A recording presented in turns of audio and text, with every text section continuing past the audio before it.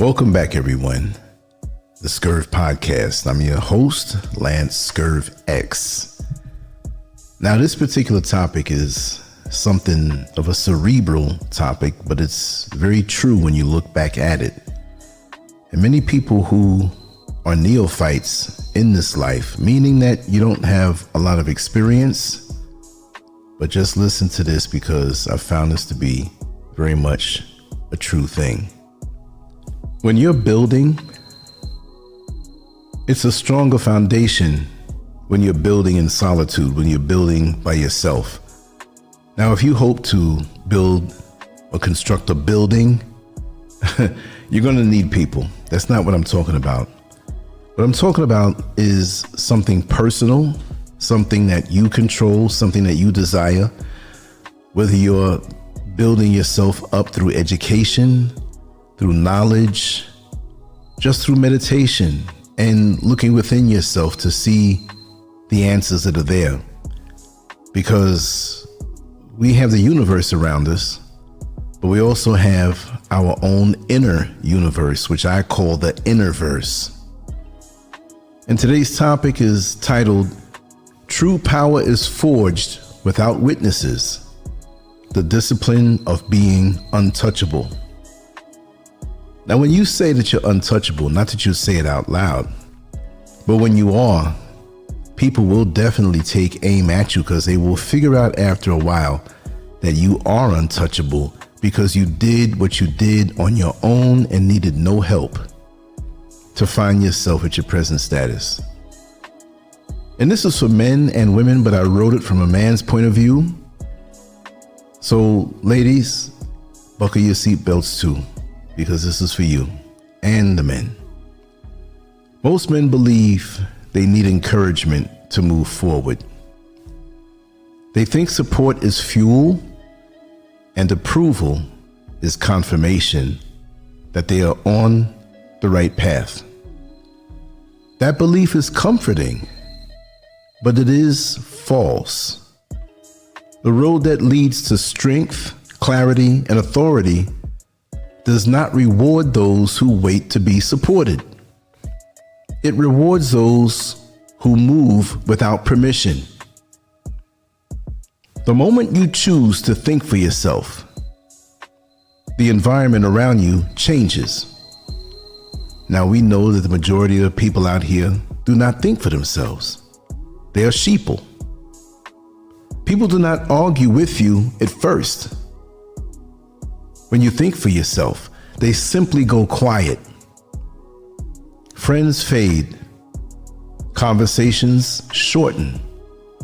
Familiar encouragement disappears. This is not failure. This is the natural response to independence. Support exists only where influence is possible. As long as your thinking stays predictable, people feel safe investing in you. The moment your discipline sharpens and your direction becomes unclear to them, support turns into silence. Silence is not rejection, it's discomfort. This message is not for those who want reassurance. It's not meant to comfort you or make you feel better. It's meant to prepare you. Strength is built under pressure, not applause, and clarity is formed when no one is watching. This is something I always believed in, or I always know in, because I know this. I learned this lesson embarking on the sport of bodybuilding, drug-free, where there were many doubters who doubted my ability and discipline and drive to succeed. And for years, from 13 years old, 14 years old, until I won a national title at 19 years old in 1982, I pushed and pushed and pushed. And nobody knows those days and nights, walking to the train station, hopping on the train. It could be raining, it could be blizzard weather, but it didn't stop me. Coming home at night, often after midnight, cold, a little wet, coming home hungry to eat something that didn't have a high calorie count because I was getting lean for the competition. Knowing that there are other people out there pushing like me, but I kept my body covered and I trained relentlessly, day after day, week after week, month after month. Going in other competitions, never at a time winning a competition, but always going past the boundaries and limitations that were set for me by the doubters who sat and watched my progress. This is why I said strength is built under pressure, not applause, and clarity is formed when no one is watching. Your resolve should grow.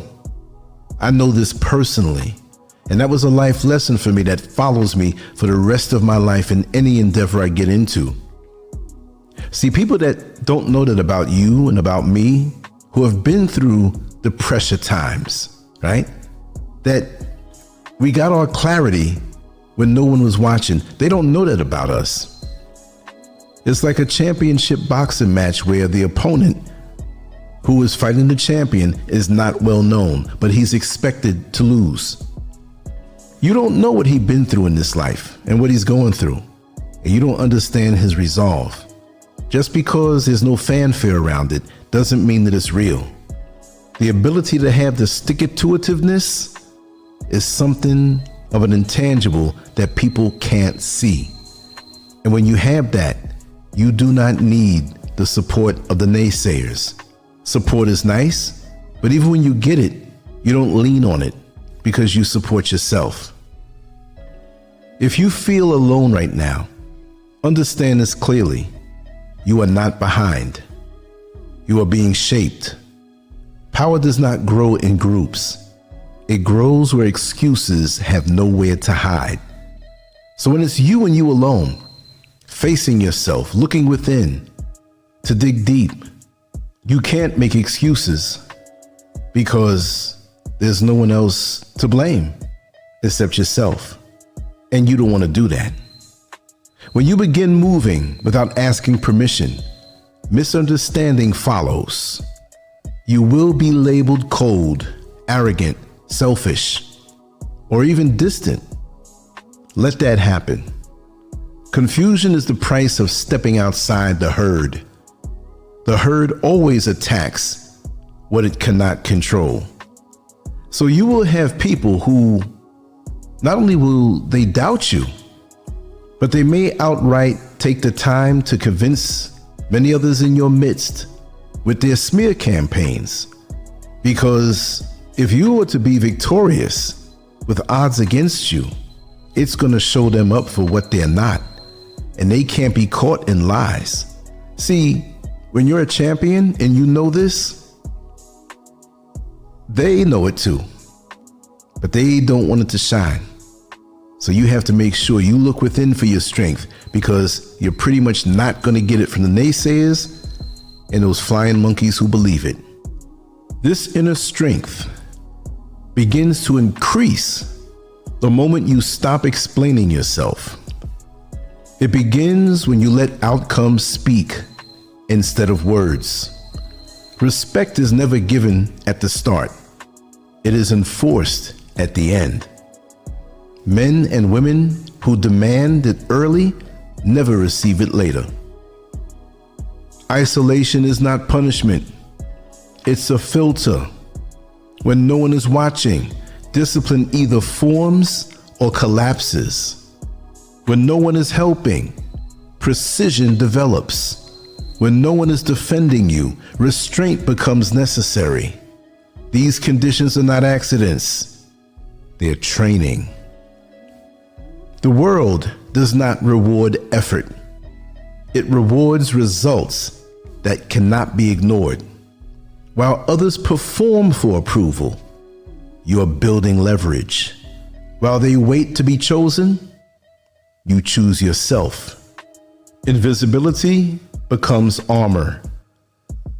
Those who rise with support are owned by it. Those who rise alone answer to no one.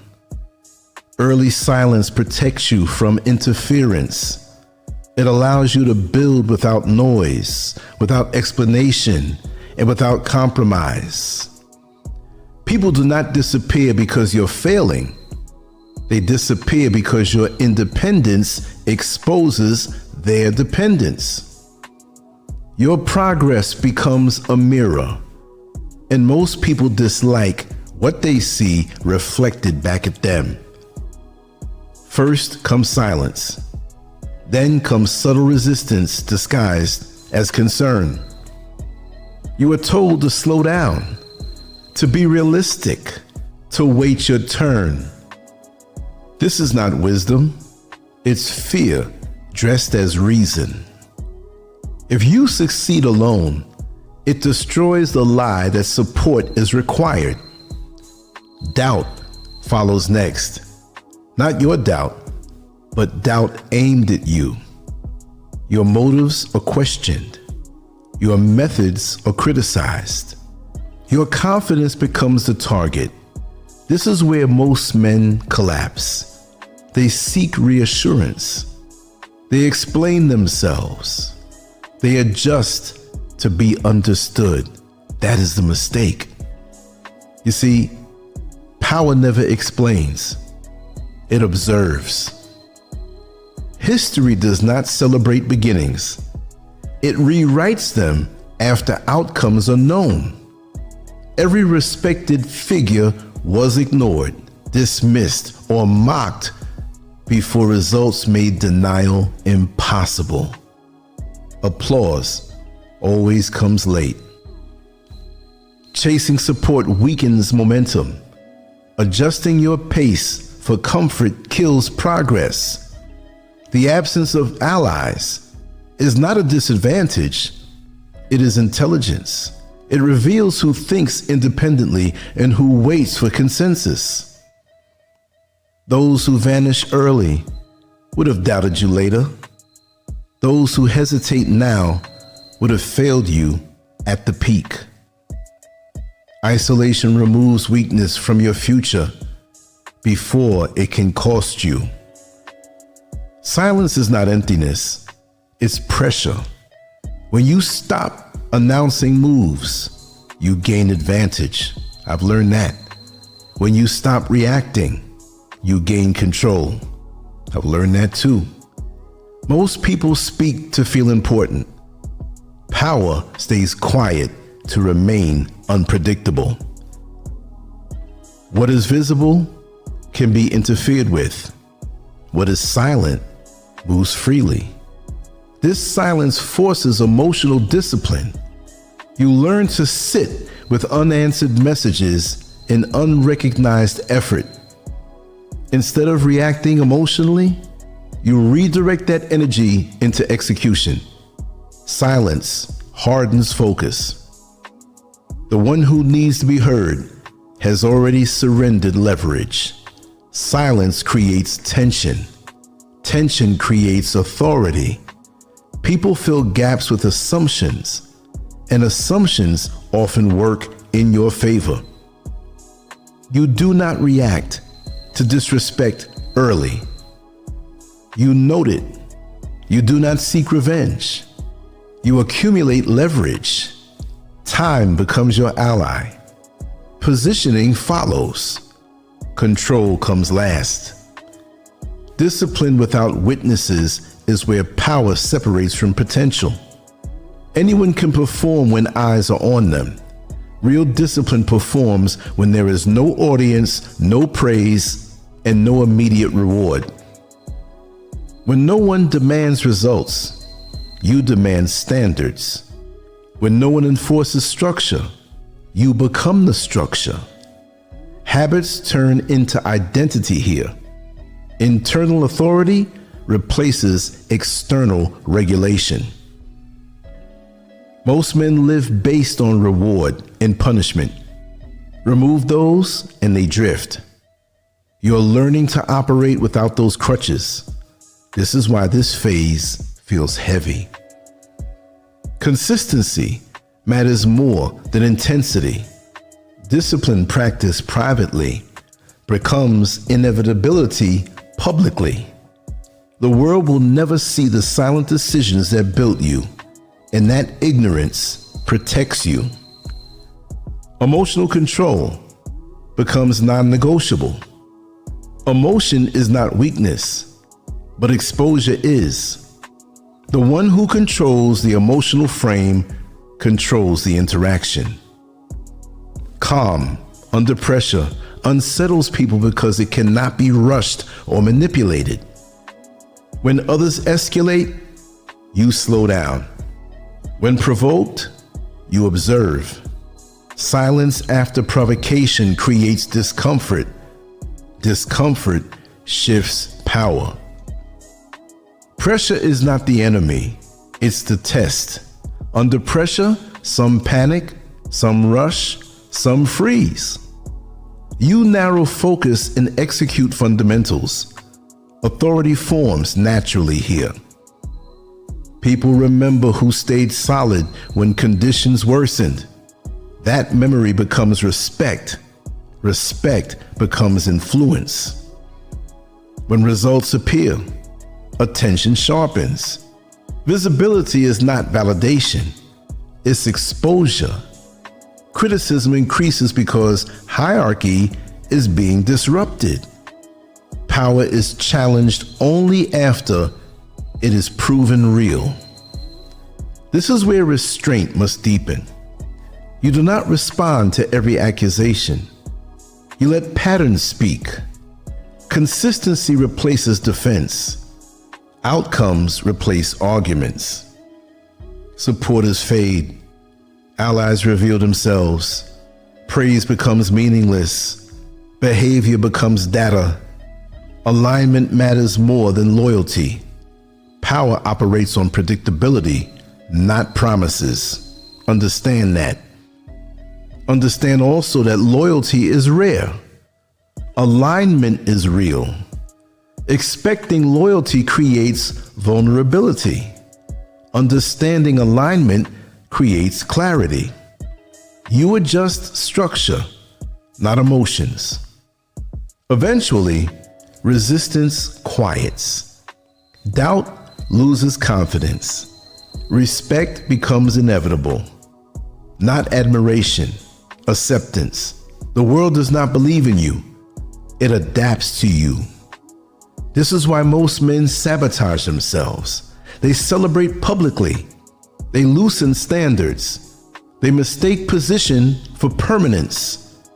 Power decays the moment vigilance fades. True authority does not need visibility. It does not need explanation. It does not need reminders. Systems hold even when you step away. The crown is not worn. It is embodied. Kings like this do not announce themselves. They move and the environment adjusts.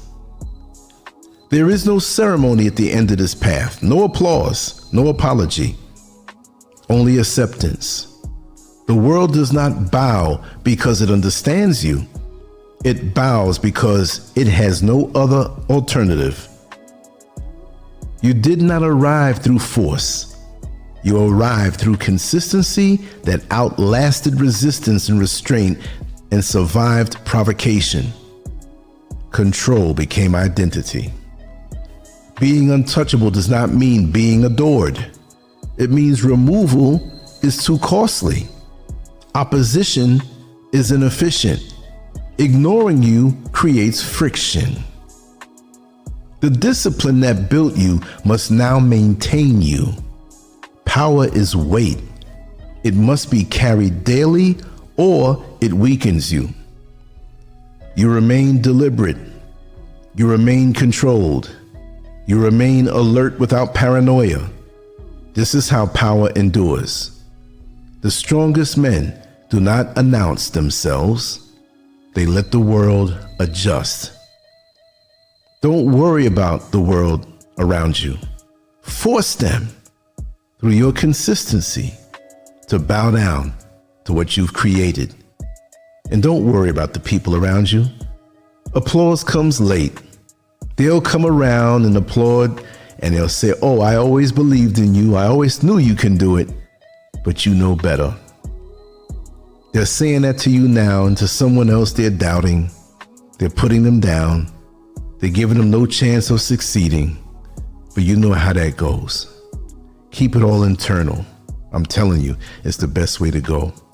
Keep it silent, keep focused, stay consistent, and don't let anything stop you from your goals. Because true power is forged without witnesses. It's the discipline of being untouchable.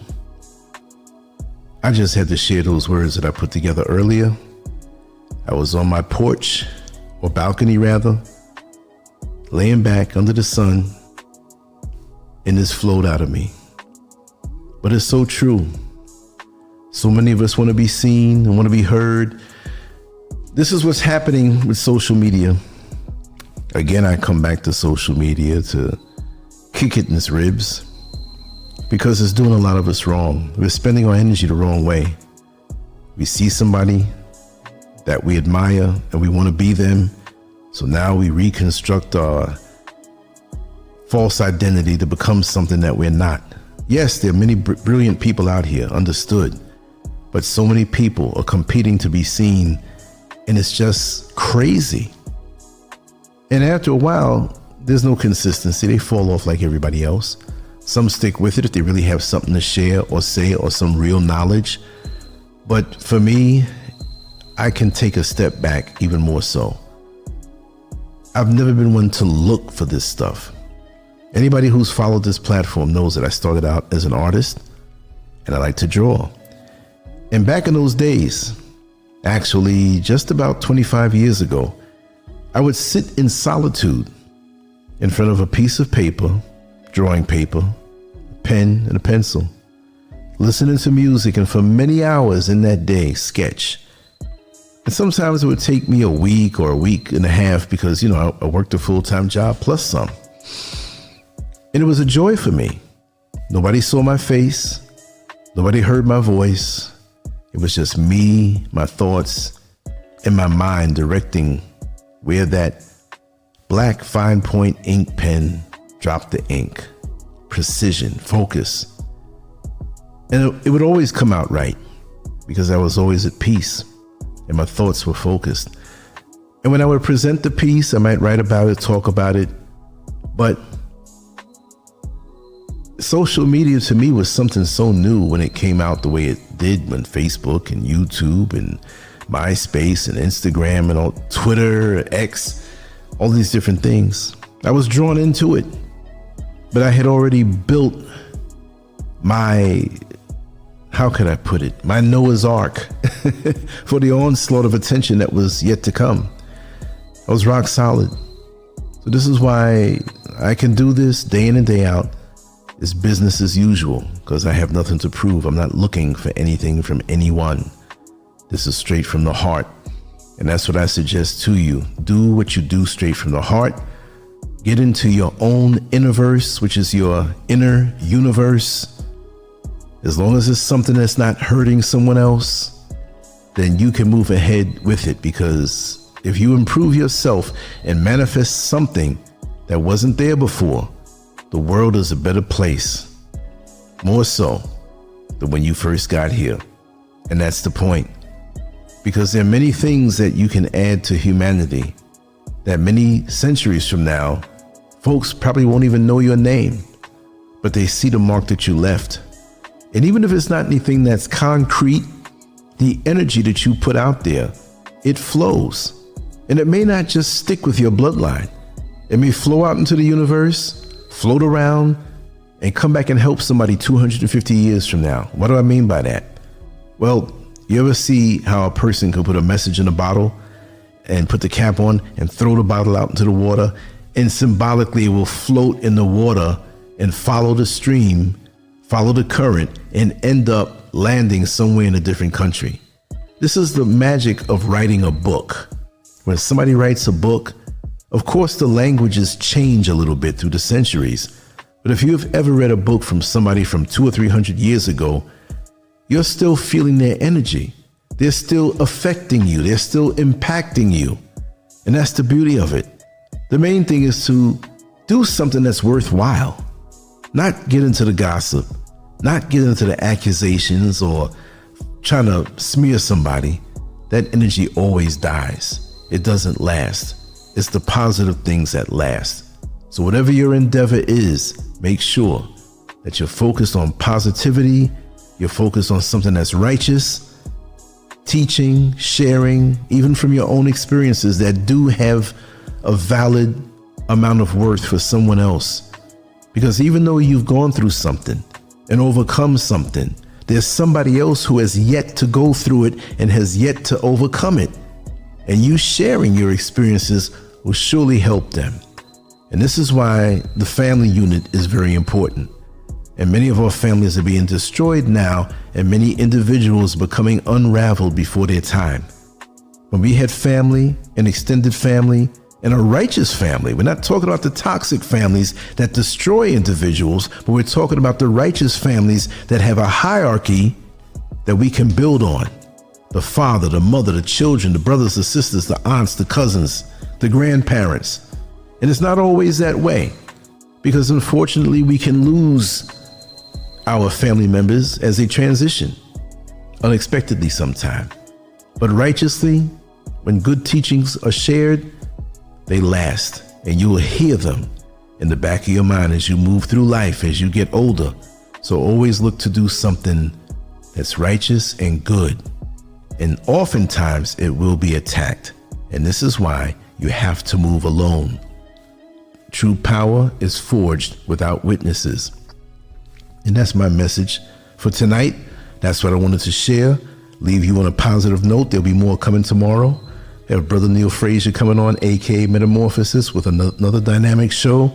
And I'm looking forward to being there and hearing the wisdom that he's accrued over the last week and his whole lifetime. Anyway, much love to you all. Thanks again for being here with me. LanceScurv out. This is a beautiful experience for me. Just to flow like this every day means so much to me. And for you to be here with me like this means a lot to me. Leave your comments down in the bottom. Let me know what you think and give me suggestions on things you want to talk about in the future. And I'm willing to do it no matter what the topic is on human nature. Thank you so much. Peace.